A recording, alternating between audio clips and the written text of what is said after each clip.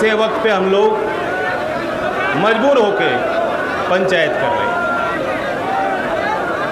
Major Himanshu जी ने कहा भी था कि ये अजीब हालात हो गए हैं देश में कि मोदी जी ऐसे फैसले लेते हैं बार बार, ऐसा लगता है कि हम ही जो है मजबूर होकर सड़क पे हमें आना पड़ता है, विरोध करना पड़ता है। और ये अगर गलत फैसला इन्होंने अग्निपथ का ना लिया होता तो मैं राज्यसभा की अपनी शपथ लेके सोच रहा था कि आपके बीच आऊँगा, कि आम के बाग में बैठ के आम खाएंगे, दूध पिएंगे, आपसे मिलके आपका आशीर्वाद लूँगा, लेकिन वो भी मौका इन्होंने दिया नहीं। हमारी जिम्मेदारी थी, हमारी नैतिक जिम्मेदारी बनती है कि हम बोलें, गलत का विरोध करें। राजनीतिक मुख्य धारा में और मुख्य धारा के बाहर भी जो भी लोग शामिल हैं, उनकी यही जिम्मेदारी समाज ने उनको दी है। जब आप चौधरी अजीत सिंह कहते थे और उनके निधन के बाद छपरौली में आपने मुझ पे पगड़ी बांधी है, तो मेरी जिम्मेदारी बनती है कि अगर ऐसा कोई देश में फैसला होगा जिससे आपको हानि पहुंचेगी, तो सबसे पहले सबसे आगे मुझे रहना है। विरोध करना है तो विरोध। और मैं विरोध इसलिए नहीं कर रहा, अभी कोई चुनाव नहीं है, अभी कोई वोट का मसला नहीं है, अभी तो लोग अपनी थकान दूर भी नहीं कर पाए और नए नए विधायक बने हैं, वो अपना जश्न भी नहीं मना पाए। अभी कोई चुनाव या वोट का मसला नहीं है। अगर हम लोग पंचायत कर रहे हैं तो इसलिए कर रहे हैं क्योंकि हमें लगता है गलत,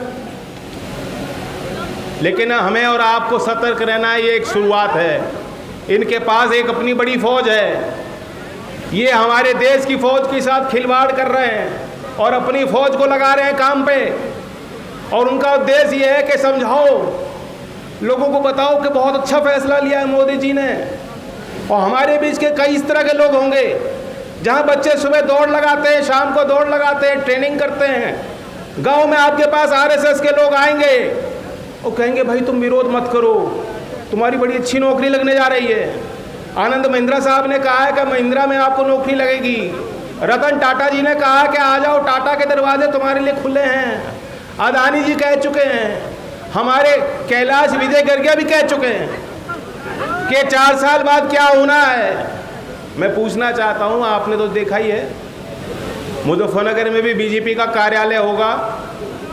देश के हर जिले में जब से सरकार आई, इन्होंने मोटे लोगों से मोटा चंदा वसूला, खूब पैसा कमाया और सबसे पहला काम अमित शाह जी ने कहा था कि हम हर जिले में बीजेपी के अच्छे कार्यालय, 5 स्टार होटल को भी पार करने वाले कार्यालय बनाएंगे।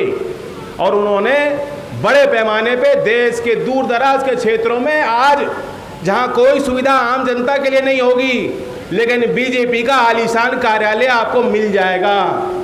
और आज भी वहां गार्ड की नौकरी है, आज भी वहां किसी की नौकरी लगी होगी, तो उसकी नौकरी काट के अग्निवीर को नौकरी दोगे या नया नौकरी पैदा करोगे? कहां से पैदा करोगे? नई नौकरियां कहां से आ रही देश में? सारे सरकारी उपक्रम आपने बेच डाले, सारी जो आपके विभाग है, सरकारी विभाग, उनकी हालत इतनी खराब हो चुकी है, लेकिन तब भी आप भर्ती नहीं कर रहे हो, तो नई नौकरी कहां से मिलेगी? और 4 साल हमारा तो विरोध इसलिए है कि 4 साल में कोई नौकरी नहीं होती। आप जब लड़की देखने जाओगे, रिश्ता जोड़ने जाओगे और पूछा जाएगा भाई नौकरी है कि नहीं, तो नौकरी नहीं, रिटायर है, हो जाएगा क्या रिश्ता? बताओ, नहीं होने का।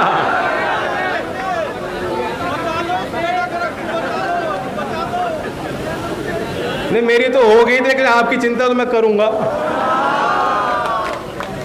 और जिनको करनी नहीं या जिनको निभानी नहीं, उन्हें कोई फिक्र नहीं, ना आगे ना कोई पीछे। तो गंभीर बात है, 4 साल की कोई नौकरी नहीं। मैं पूछना चाहता हूं सरकार से, 4 साल का ये आंकड़ा आप कैसे आपने फिट बनाया? ये 4 साल का फॉर्मूला कहां से आया? 4 साल का 5 साल भी हो सकता था, 5 का 7 भी हो सकता था, 10 भी हो सकता था, 12 भी हो सकता था। 15 से आपने घटा के 4 साल कर दिए। क्यों? क्योंकि 4 से अगर 5 करते तो उन्हें ग्रेच्युटी भी देनी पड़ती। ग्रेच्युटी भी नहीं देना चाहते हैं। 4 साल बाद ये सरकार आपको कुछ नहीं देगी। गांव में आप लौट के जब आओगे अग्निवीरों, आप ये भी नहीं कह सकते कि हम फौज में थे। पूर्व रिटायर्ड फौजी की जितनी सुविधाएं हैं, आपके लिए वो कोई सुविधा आपको उपलब्ध नहीं कराई जाएगी। आज जब आप बीमार पड़ता है कोई फौजी, तो आर.एन.आर. हॉस्पिटल जाता है, विशेष अस्पताल, अलग चिकित्सालय आपके लिए बनाए गए, अच्छी सुविधा है। वे सारे अस्पताल में कौन जाएंगे? कौन लोग भर्ती होंगे जब 4 साल में की नौकरी रह गई? जैसे जैसे धीमे धीमे रिटायर हो जाएंगे। इन्होंने कह दिया कि 4 साल की भर्ती होगी, इससे अतिरिक्त कोई भर्ती नहीं होगी। इससे अतिरिक्त कोई भर्ती नहीं है, बस 4 साल की भर्ती है। और उसमें भी 25% तक, वो भी लिमिट है।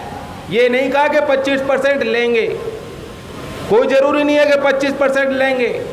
46,000 पहले वर्ष में लेना है इस साल में, उसमें से 15,000 ये उम्मीद ना रखें कि 15,000 को 4 साल बाद भी नौकरी मिलेगी, ये भी तय नहीं है। तो कई इसमें शर्तें हैं, बारीकी से देखने की ज़रूरत है।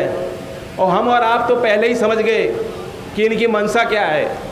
हमने आपने किसान आंदोलन किया, सड़क पे आप लोग आए, उस लड़ाई में भी नौजवानों की विशेष भूमिका थी। ये टोपी वाले और पगड़ी वाले तो बैठते थे मोर्चों पे, और ये अपने मोबाइल पे और सोशल मीडिया पे लगातार प्रचार करते थे। और जब जब सड़क पे आना होता था सड़क पे आ जाते थे, और जब जब पीछे हटना होता था तो भाग जाते थे। तो असल गुरिल्ला युद्ध तो नौजवानों ने लड़ा किसानों के लिए, क्योंकि वो जानते हैं वो हमारे परिवार के सदस्य हैं। और आज इन पे आँच है, आज इनके ऊपर खतरा है, आज इनका भविष्य दांव पे लगा है। और इसलिए पगड़ी वाले और टोपी वाले भी हमारे बुजुर्ग आगे आके आपकी लड़ाई लड़ रहे हैं नौजवानों।